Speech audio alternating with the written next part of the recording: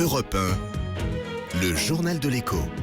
Bonsoir Eric Le Boucher. Bonsoir Nicolas. Le journal de l'écho avec la bourse en fort rebond. Oui, 3,01% à 4115 points.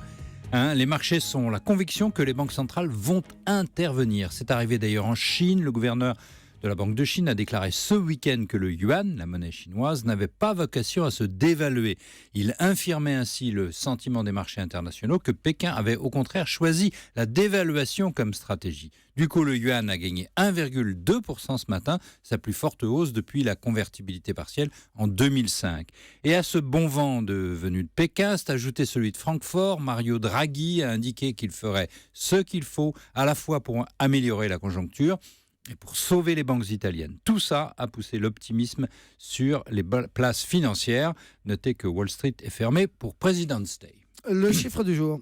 1,5%, c'est la hausse des ventes pendant les soldes d'hiver qui s'arrêtent demain soir. C'est pas nul, mais c'est pas bon non plus. Un signal très mitigé pour la croissance française. Et le chiffre du jour, Eric Le Boucher, c'est le fait du jour, la crise agricole qui continue. Une réunion a eu lieu à Bruxelles aujourd'hui, mais sans conclusion. Oui, alors l'agriculture française est souvent regardée comme un vieux secteur d'autrefois, une survivance archaïque, quoique sympathique. C'est tout sauf ça. L'agriculture est un secteur non pas du passé, mais de l'avenir.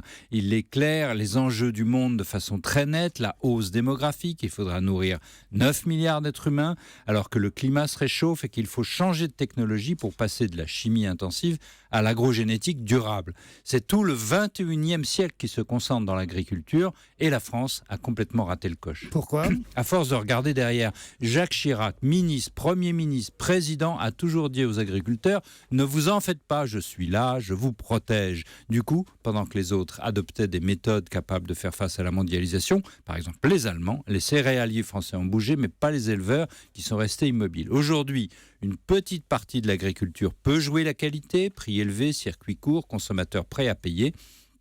Hélas, une grande partie de l'agriculture ne pourra pas. Elle fait de la qualité médiocre, banale. Elle sera broyée parce que la majorité de Français continueront de vouloir payer moins cher, y compris la classe moyenne dont les salaires stagnent.